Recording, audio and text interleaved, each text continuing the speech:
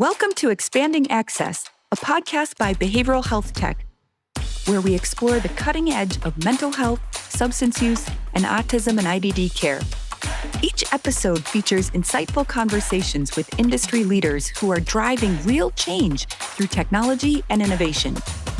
Whether you're a provider, payer, or just passionate about expanding access to behavioral health care, you won't want to miss these stories. Let's dive in.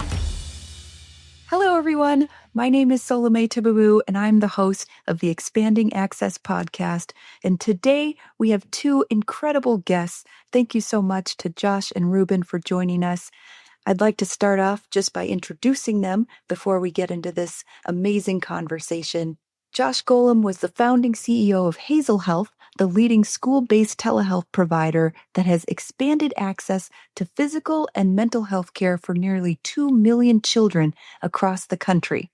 Josh started his career in the nonprofit sector and was one of the first AmeriCorps members around. He is a proud father of 3 boys, a college junior and twin high school seniors. Ruben Vega is a plumber and sewer estimator who has worked his way into a position of responsibility through persistence and strong work ethic. He is a proud father of 2 daughters with whom he shares a close bond, spending time hiking, going to concerts, and building new memories together. Ruben's journey has not been easy. For years, he struggled with addiction and ultimately served a 10-year prison sentence. But during that time, he committed to turning his life around. He got sober, embraced a new way of living, and has become a role model to others both inside and outside of prison. Today, Ruben describes himself as a miracle in progress. His passion is giving back, helping others in recovery, serving his community, and envisioning a future where he can create opportunities for people returning from incarceration. His story is one of resilience, second chances, and the power of change. Wow, Josh and Ruben aren't just guests today, they're cousins who grew up side by side, almost like brothers. They shared the same big family, but their paths in life ended up looking very different. What they want to do today is open up about those journeys, the similarities, the differences, and the choices and supports that shape them. Rather than me guiding the conversation, we thought it would feel more authentic to simply talk with each other. So I'm going to take a step back and we'll listen in on their dialogue. I'll join back to help wrap things up, but for now, I'd like to hand it over to Josh and Ruben. Welcome. Thank you, Salome. And it is such an honor for us to both be here. Ruben and I have been talking about doing this for a while. And so it's really fun to do this on your podcast. And so just by way of background, so I'm biracial.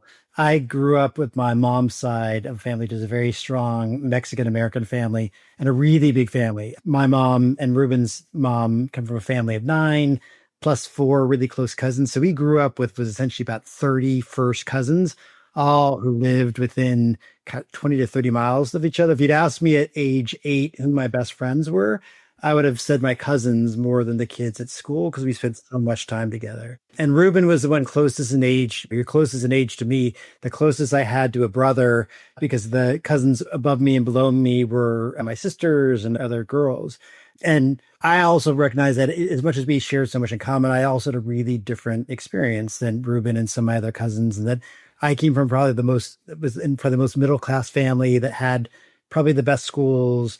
I'm also mindful that I'm more white presenting and folks don't always realize my Mexican background. And I've always known that's had a different experience. It's given me a different experience of how the world looks at me and affected school, and where teachers always expected the best of me. And I was able to work through, well, not all of my cousins had that same experience. And so as Ruben and I have talked about our different life trajectories, it's been a question I've always had of like how much was driven by circumstance, how the world treated us, the kind of supports we had, and our own choices. And so Ruben and I are going to have a dialogue that spans multiple decades. And Ruben, I'm going to be more asking you and let you share stories, and I'll jump in. But I'd love to actually start your story from the early years. So you think about like before age 12, I often in the Hazel world would share that my origin story and how that played into my career and Hazel eventually. I'd love to hear yours. So let's talk about your world as a kid and your experience of our family. Yeah,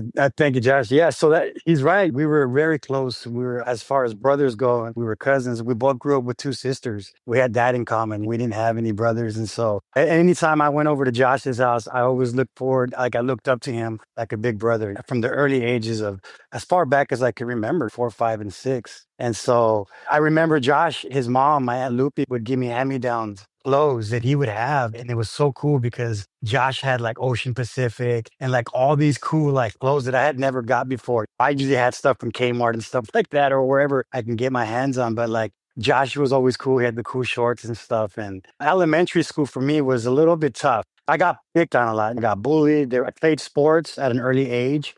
I played baseball, basketball, and football, and I loved it. It was something that took me away from the everyday struggles that I had at school. My elementary school was pretty tough. I talk about this all the time. I think in elementary school, I saw more violence than I'd ever seen in my life at that age. Even as I grew and progressed into junior high school and high school, there were so many fights and violence in my elementary school. So, like, again, it was traumatic for me to see these kids full blown fight in fifth, sixth grade, fourth grade. Sometimes even guys would be fighting girls. And I could remember the names of these kids who I think they came from like a gang background. And so they had a lot of influence in that lifestyle. Again, I was just trying to bob and weave my way out of any kind of trouble, but ultimately lead to me getting picked on and bullied. So I struggled with insecurity issues at a young age. And so it was very hard for me. I had to learn how to fight back so I can get some kind of respect. And Ruben, like you were, when I think of you at that age, from where I was, you were so talented, always super smart, super social. I remember one of our traditions, our family, all the cousins would get together. They'd often make us do talent shows.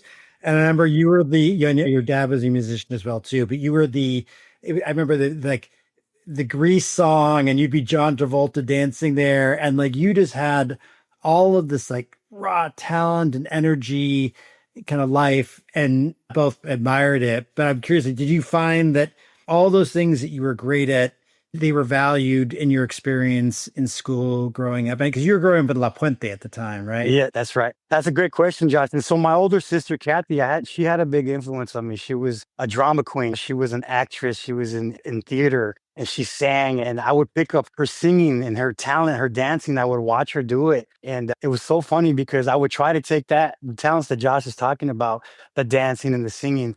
I would take it to school and be like, hey, does anybody know that movie Grease? And they're like, no, we don't know that. So it was kind of like, I was always the oddball out. So when I performed it in front of my family, like Josh is talking about, it was easier for them to accept me with love because they were my family. However, it didn't work out too great in school. Nobody wanted to see a Chicano John Travolta out there dancing in the playground and stuff. So that's one of They the don't know things what they're missing out on, Ruben. They don't know what they're missing out on. What? And then, so like, as you started to get, like, we start to think about then you getting into high school years. I think this is where I think our paths particularly start to diverge because I was doing well in school and being pushed to do honors classes, and I know you had a very different experience. And so, like, let's talk about that period of your life and what that journey looked like. So yeah, high school, we ended up moving from La Puente out to Montclair, and I still went to junior high school in La Puente. I was getting in trouble already a lot, basically just acting out, looking for some kind of comfort and relief. And it was the summer of junior high going into my freshman year of high school where I started using drugs. I was just testing out different drugs, if you will, but there was nothing like with marijuana, maybe some alcohol and stuff like that, a couple Marlboro Red cigarettes. But it was the summer of my junior high school year, right before going into my freshman year, when I started using the methamphetamine, which was my drug of choice. And it just grabbed me. It took away any kind of worries, any type of like struggles that I had going on. It took me away from my everyday life, whether if it was trouble at home, trouble on the streets, trouble with friends. Like it just took that out. There was just, like, it filled up this void that I'd been searching for so long. And so in high school, I learned to like function ninth grade, 10th grade. I dropped out my 10th grade year. I couldn't play sports anymore. I started hanging out with the wrong crowd, these guys with lowriders and stuff like that, which is really cool at the time. However, I was getting in a lot of trouble and I was hanging out with the wrong crowd, and I found my drug of choice with these particular individuals doing things that I would have never have done before, literally like disassociating myself from my family, from my parents, because I just wanted to get out into the streets, hang out with the guys. Yeah, and Maybe share a little bit of like how did that like first exposure happen? Because at that age, it's a pretty young age to get exposed to math. Like how that happened, and I would have thought it'd be much harder to access even back then, but it sounds Yeah. like it wasn't for you. Yeah, it was very so it's I was 12 years old and I share this openly. I was 12 years old the first time I did my first line of methamphetamine. And you're right, Josh, this is not an everyday drug back in it was 1989. It was exactly 1989, 90. And so I didn't know what it was. The guy that I did it with was a dude that I was hanging out with in school. And we were in the parking lot of a Burger King restaurant. Went inside, got a straw, and he explained to me, just do this like they do it in the movies. And it was on a cassette tape. This is how long ago it was. We had these cassette tapes in the car, and I want to say it was the Doors. It was the cassette tape of the Doors, and I did it, and it literally, it was like I thought it was cocaine. I'll be honest with you, I thought it was cocaine, but it wasn't. It was methamphetamine, and it made my whole body just feel like nothing before. And again, I had already been like partaking in other little like marijuana and alcohol. Never got my attention, but this one did. This one definitely did. Yeah. And then you were able in high school to still be able to access it. It's relatively inexpensive back then, right? Yeah, I found a way to gravitate towards these people, the individuals who had it. You learn to find out who's using. You can tell by their mannerisms and how they talk and how they act and how they walk. And you learn to just gravitate towards those people. So for me, it was always like I didn't even pay for it, to be honest with you. I started working at a Del Taco at a young age, I think at 16 years old. And even at this Del Taco, I'd have customers coming in and they didn't have money for food, but they had drugs. And they had my drug of choice. And so I was trading tacos and burritos for drugs. And again, I just found myself in positions and environments where it was easily accessible for me. So Yeah. And then how was high school, like the school part of it for you? Like how did you show up in class or how much was that a part of your life? yeah, so in school, just little by little, I started to diminish my appetite for learning just went up the door. I've always been semi-smart. My sisters have always told me that I didn't have trouble learning. I love math. I love history. I love everything that the school had to offer. However, I couldn't concentrate anymore. Like it got to the point where I felt paranoid and I wanted to get out of the class and I wanted to just leave the school. And I didn't, it was more about hanging with these girls and hanging with the homies and my friends, my newfound friends that had the drugs. And I couldn't even like get to class in time anymore. And I would lie to my parents about going to school. I would take my mom's card. We didn't even go to school. I'd go hang out with these guys at their houses and stuff like that. So school was very hard for me to stay focused because of my drug of choice. Yeah. Well, and maybe let's now talk. So high school comes and ends, and I was lucky enough to be able to go off to 4-year college. You went down a really different path, and as you left high school, became an adult. And a lot of both exciting and challenging things happened to you at that time. Talk a little bit about that, where you had to move to Washington, how that played out. Yeah. Yeah. So I met my wife, the love of my life, the mother of my kids. I learned to function with this drug, right? I was able to stay out of prison, stay out of jail at a young age for all the things that I was doing. And somehow I just managed to avoid so much bad things in my life. But when I met Maria, it was like I needed someone in my life to be that crutch for me so I can lean on. And I fell in love with her and I got her pregnant.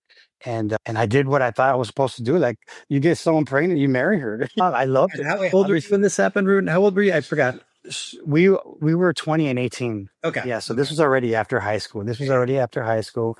And again, there was a period of time where I was just partying and doing a bunch of crazy stuff. So when I met her, we were young, we were kids.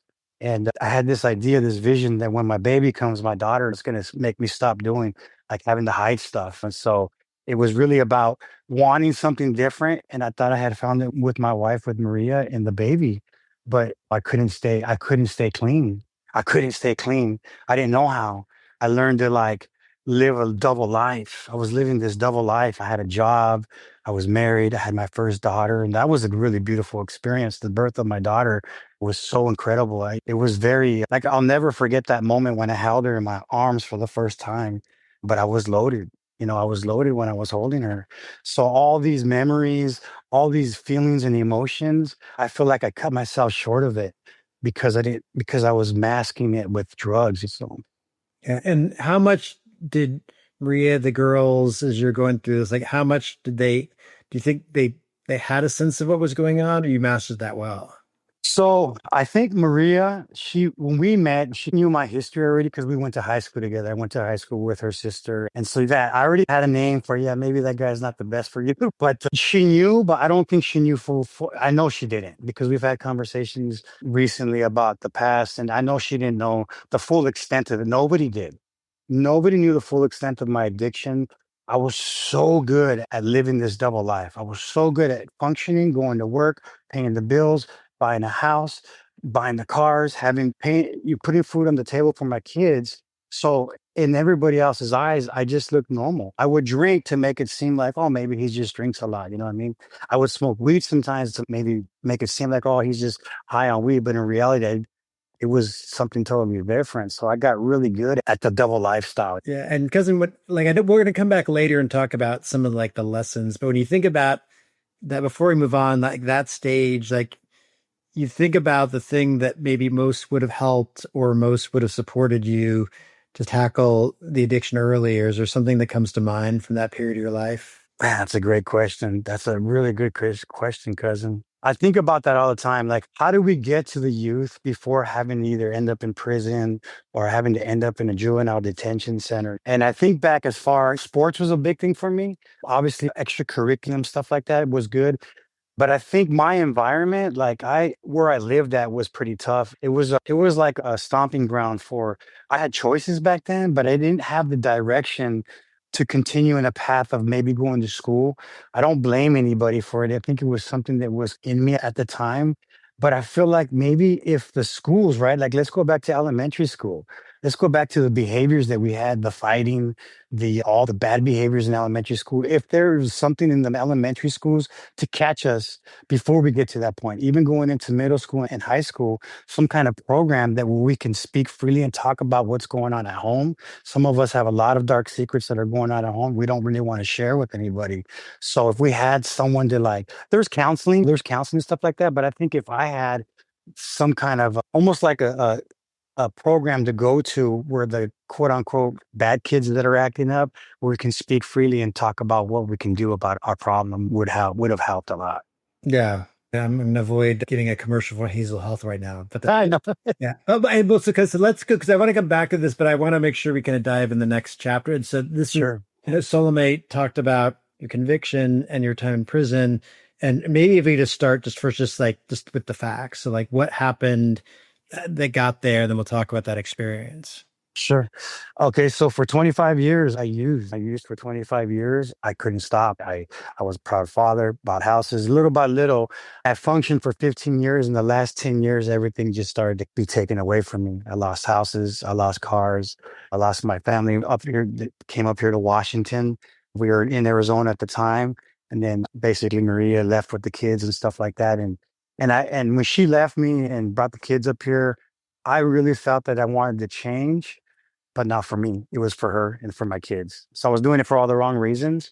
And then when I, again, got back into the same thing that I've always been doing in Washington, I met this older fella who had his own little landscaping business. And he was the provider for me for the drugs that I was using.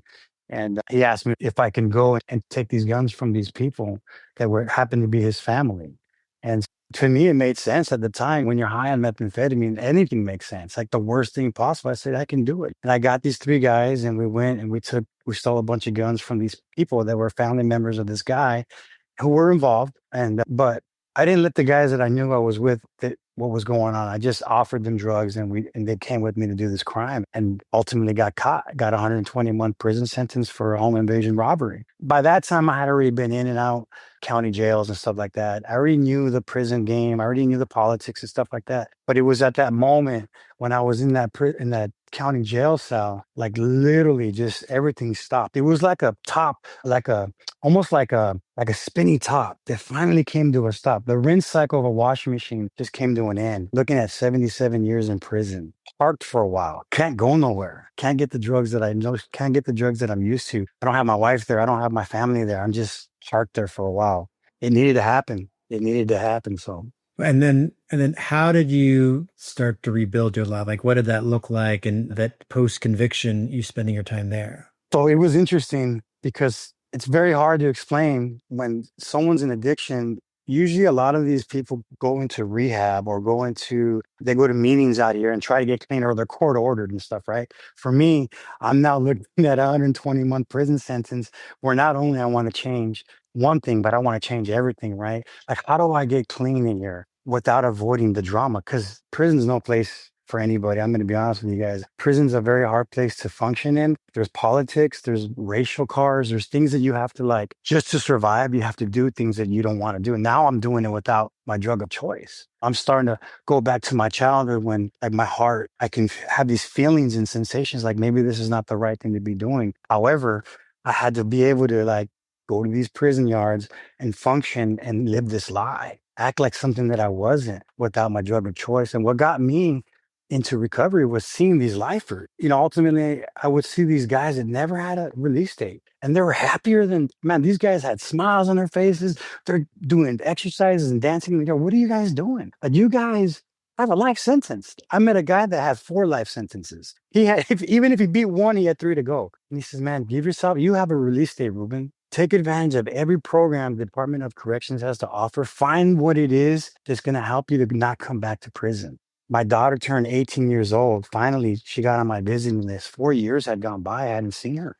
Oh, I didn't realize that. She couldn't until she was 18. Yeah. Wow. So when Madison came to see me, I was in the hole. I was in solitary confinement. I had already been there for 6 months. And I was in there for an investigation, for, again, acting like something that I wasn't, not cooperating with staff. And she comes into the hole, into the solitary confinement. She's like, Dad, like, why can't I hug you? Why can't, like, what's going on? And she puts her hand on the glass and she looks me in the, I get really choked up because she looks me in the eye and she's like, you know what? Mom was right. You're not going to change.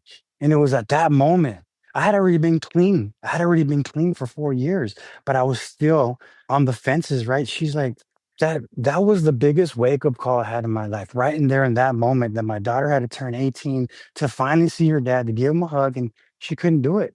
My hair was out to here. I had a beard out to here. I looked like Tom Hanks from Castaway. I literally looked like Wilson. She looked at me. She was scared. Like, what's going on? So from that moment on, it was the beginning of the rest of my life. It was the beginning of what I can't be released from prison doing the same thing that I was doing. That's insanity. The definition of insanity is doing the same thing over and over again and expecting different results. I did that for 25 years. Couldn't do it anymore. That What was did my next home. 6 years then look like for you? Like, how did that, like, that's a long time. Yeah, it was so, got bounced around from prison to prison, recovery, church programs, different programs, alternative to violence, bridges to, there's all kinds of different like programs in there. I was going into the programs prior to that moment, but wasn't listening. I was going into these different schools and wasn't really paying attention. I was so worried about like my image still, what I'm supposed to look like out in that yard. And from that moment on, I started to put the pen to the paper, journaling, going to different 12-step programs in there, which no matter what prison you're in, they have them available. And so really working on myself, I got to let go of everything. Maria divorced me 2 years into my prison sentence. My dad died a year and a half into my prison sentence. So much was going on and I still didn't use. I still didn't pick up because you can get it inside. Yeah. And all these mentoring the guys that would leave and come back. I would see these guys, they would leave prison, they would come back, and I would ask them, like, what's going on? What happened? They would always say the same thing. I know what I'm going to do this time. I know what I'm going to do this time. I'm taking notes because I don't want to go back. But I never heard them say, I know what I'm not going to do this time. Now, for me, I know what I'm not going to do. And what I'm not going to do is go back to my old people, places, and things. What I'm not going to do is go back to using. What I'm not going to do is go back to being something that I'm not. I want to be a productive member of society. I want to be constructive, not destructive anymore. So I have so many more questions to ask you about that time, but for interest of time, we should shift because now then you get released. And I know part of the things that you've been doing, both being sober, mentoring others, like, so what does life look like for you and how have you been able to find purpose in this next chapter? So now that's what recovery is, right? It's like recovering something that I once had. I lost it, right? I had lost my family. I had lost my freedom ultimately, right? Now it's about going to meetings. I go to meetings. I work with anybody and everybody who's willing to go down that path. Obviously, my kids are my main focus in my life right now, as far as being a father and trying to like make up for lost time. My family is so precious to me. Josh, you are very precious to me. Your family indeed is very supportive. My sisters, my mom, she just passed away last 4th of July. Like I have this, like I'm holding on to my family and I'm holding on to my recovery, and I'm doing it by not using. I'm doing it by not doing what I used to do. I learn from other people who have been here before me, and I ask questions. I'm very curious. I talk to you, Josh, and how you've been successful. And I learn. I try to learn every day. For so long, I was just closed minded, didn't hear nothing, didn't want to know nothing. Now it's a different way. I don't like, I try to keep it simple, right? In one word, it's simple. I don't want to take on too much. It's overwhelming because I could overwhelm myself, and I don't want to go back. Yeah. And how has it been managing your addiction? Because obviously now you're out, and I'm sure there's good days and hard days. Like, how has that been for you? Yeah, it's everywhere. It's on the streets. I'm in Seattle. I live in Seattle. And so a reminder for me is every day I go to work, I'm driving past and around these bodies, right? It doesn't look like fun anymore, Josh. It doesn't look like you got the zombies. It's a different drug out there, fentanyl, whatever it is. They're dying. They're overdosing on the corners. And it's a reminder for me, like, wow, I was once there. I literally was once there and I survived. So the reminder for me is seeing it on the streets. The reminder for me is going to these meetings, hearing other people's stories. They share their stories and their strengths and their struggles, because life's not perfect now. It doesn't mean life's perfect. I believe in a higher power. I believe in God, which to me is good orderly direction. The acronym is good orderly direction. I need somebody someone, some entity to pray to when I struggle, because I can't always pick up that phone and talk to somebody. They're not going to answer. So it's basically a complete transformation of what I was doing before.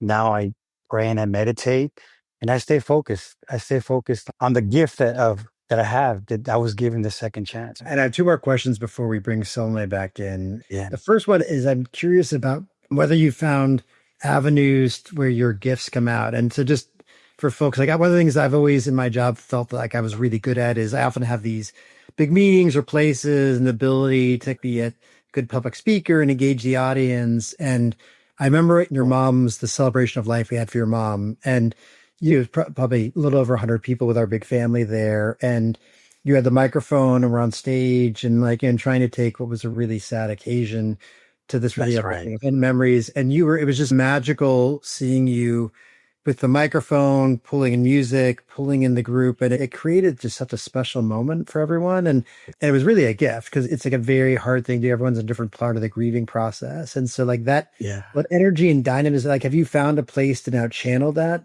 in your world today? Yeah, so I get to go back into the prisons now. I've been doing good. They've allowed me to go back in and tell my story.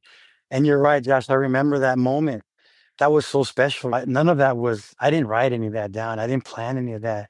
I'm discovering these gifts or talents, whatever my sisters, they both call it that. I want to be humble, but also I want to be able to accept the pat on the back when they gave it to me. And so I get this feeling, this overwhelming feeling of joy, right? Like I'm so happy today, no matter what. In that moment, taking that microphone and drawing our family, trying to bring our family back together in that moment, because that's what my mom would have wanted. And it's always been inside me. So now I go into the prisons, I go into the county jails, I go into rehab centers, and I share this story. And I tell these kids, men and women both, youngsters, adults, older people than me, who are struggling with addiction and alcoholism, mental health stuff. And I share my story and my gift to let them know, like, you guys don't have to go to prison, or you guys don't have to come out of prison and go back to prison. I'm a walking example of what life can be. Like, trust me when I say that you can leave prison and do it a different way. And when I'm at these rehab centers, those is a real special moment, because these guys are so raw in their recovery. There's some of them are still twitching, they're still high, but I can explain to them my story. Like, I was there. However, you don't have to go there.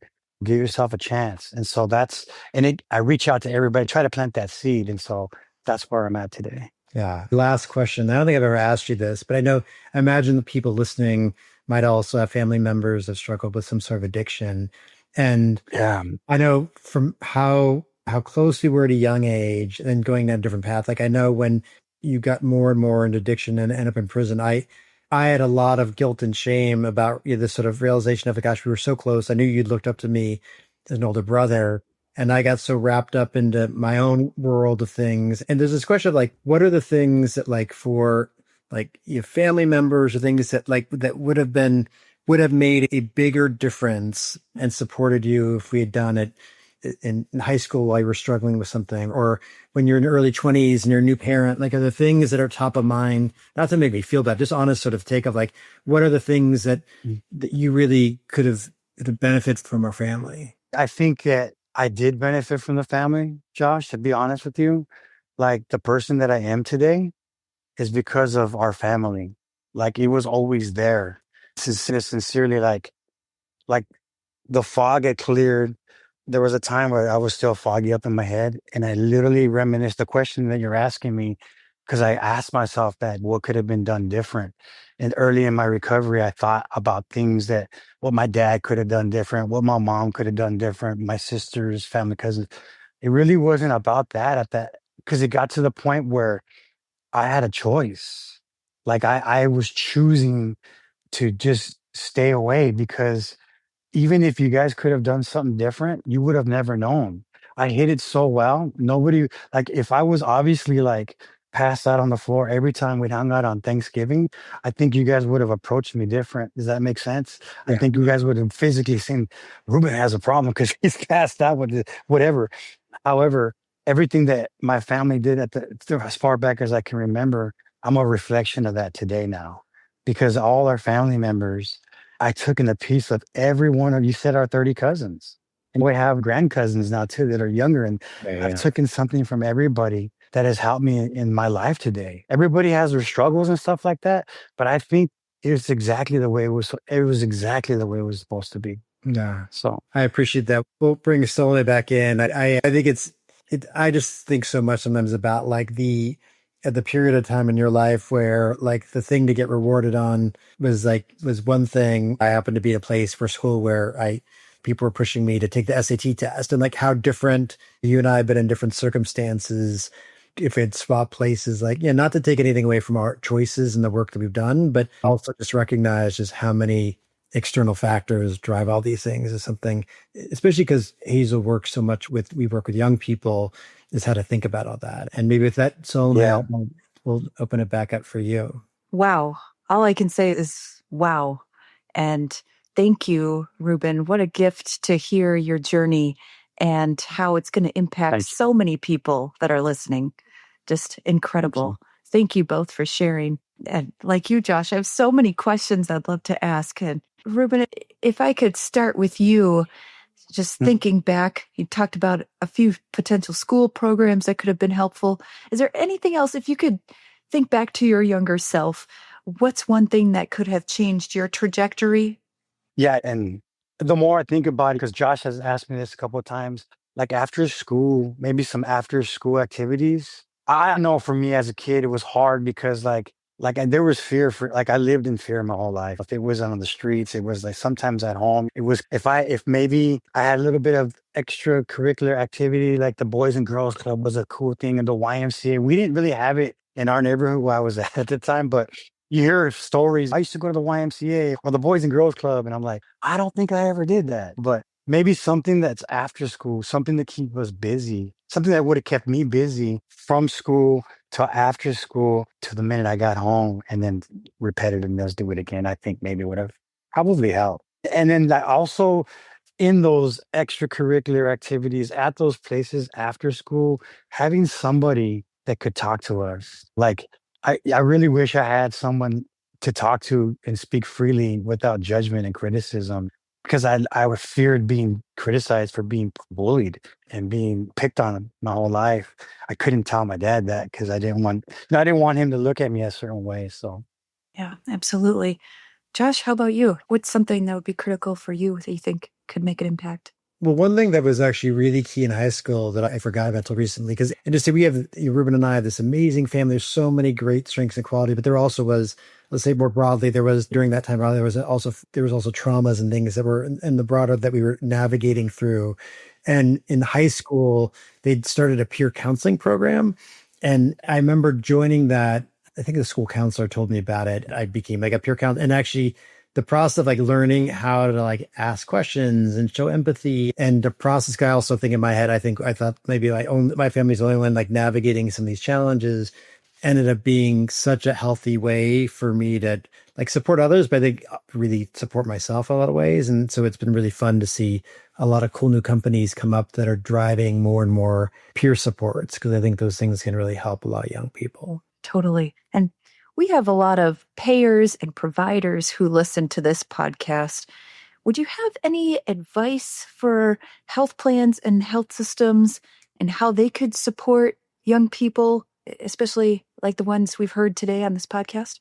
Yeah, Ruben, you want to start? Like when you think about like your insurance company or some of the things, I know we talked about a little bit, like what would have helped you most along the way? Yeah, having insurance would have been great. I don't know. I can't remember what insurance we had or what benefits we got from the insurance that we had as a kid growing up. But I'm a firm believer in counseling. It's very therapeutic. Having that place to go and just vent. Some of the most powerful tools, one of the most powerful tools is someone to just listen.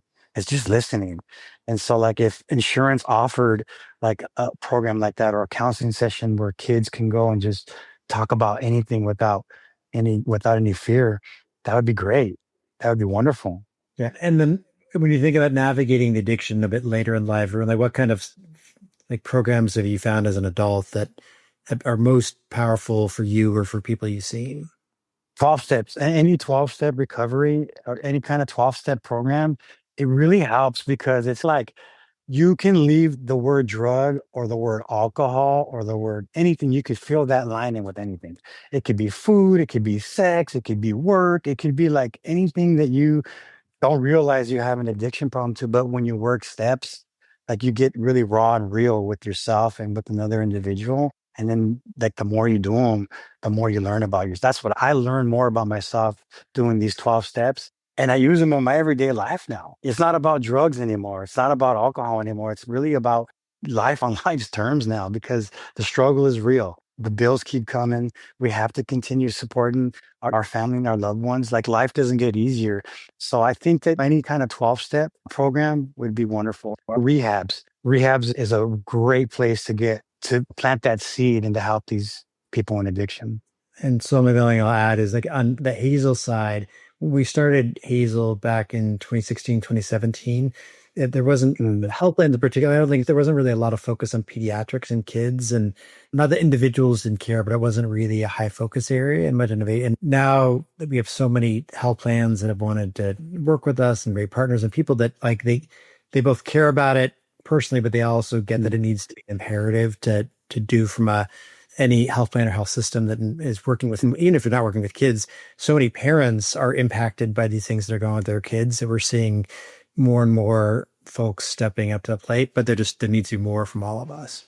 Can I also throw in any CBT, cognitive behavioral therapy? That's another thing. It's cool. Inside one of the prisons I was at, the inmates wrote a program. It was a cognitive behavioral therapy session. It was pretty cool because the inmates wrote it for the inmates. And there's something therapeutic about an inmate and an inmate working together or an addict and an addict working together. Does that make sense? Because a lot of these kids, these youngsters, the counselors would come in and they're like from Green Bay, Wisconsin. They have no history of any of that. So the guys would shut down on them, be like, you don't have the same look as I do. I'm talking about like gang members that are trying to walk away from that gang lifestyle or drugs and stuff like that. So like there's something special about that CBT where they can help each other out. So yeah, nothing against Green Bay, but you go Packers. I totally get it. Yeah. And that's such a great point, Ruben. And for any of the providers in the audience, and I know Hazel does a great job of this, of including the people that you're looking to impact in the development of the solutions. It's so critical. So such a great That's point. right. And how about for schools, maybe in the same order, Ruben and Josh? We've talked about ways that schools could support, but what kind of resources do you think the schools need, or what could help them to be able to support young people? Again, Josh was talking about having a peer counseling group at his school when he was, and I don't remember if we had that or not, but, and I would assume peer counseling is something that he benefited from. And so I think if more schools had that, like a peer counseling session, something that would be offered where you can post it and give the kid the option. If there's something that's visual, like you just post it up, like this is coming up this Wednesday, or there's a peer counseling session. Like I think that we respond, I say we, because I'm included. If I respond to like maybe a poster, something that's coming up, that would be great. The schools had something to offer where we could all partake in. We all have these talents. Maybe it could be like a dramatic thing or a theatrical thing or a sports thing, but yet we have that mentorship, a big brother outlook on it. So that'd be great. Yeah. And then something I think is like, I'm a huge believer that schools can be this great connecting force. It's like not a medical home, but part of like this broader medical neighborhood. Because I think back to Ruben and my parents, and I don't think they didn't have the resources or nowhere to go if they needed help. Even if they knew there was something going on, it was like incumbent on all of them to figure out where to go. And Yeah. even now today, as a parent of 3 kids, like I work in healthcare. It's still hard to navigate. And I have so many privileges. And this idea that like schools, they're generally a place of trust. They're places of connecting. And and on the Hazel side, we're doing both great work. And we know there's so many things we're not doing to find a way to bring more and more things for kids that might need it, particularly kids who might not have as much access through schools. I think is such a huge opportunity to close gaps. Yeah. Tremendous opportunity for sure. I can't reiterate enough how special it was to hear your stories, just the journeys that you both have had. And Ruben, you've given us such a great lesson to walk away from, which is just having gratitude and just your positive outlook through so many challenges is something that I am excited for our audience to hear. And if I can just end on one high note, one last question for you both. How about Ruben and then Josh again? You both are now in a positions to help others in different ways. Yeah. If you could just iterate one thing that you're most thankful for from your stories that have given you strength, just to hit the point home, I'd love to end on that note. Attitude of gratitude, obviously, but also being patient, being gentle, being kind, and being loving.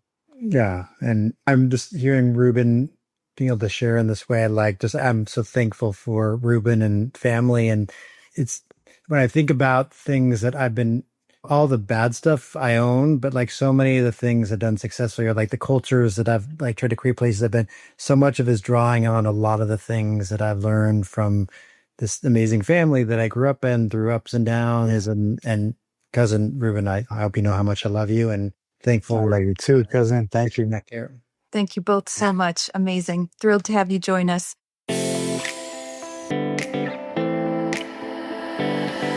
Thanks for tuning in to Expanding Access.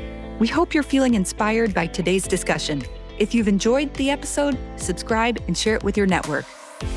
For more content and opportunities to get involved in transforming care, visit behavioralhealthtech.com. Until next time, let's keep pushing boundaries and expanding access together.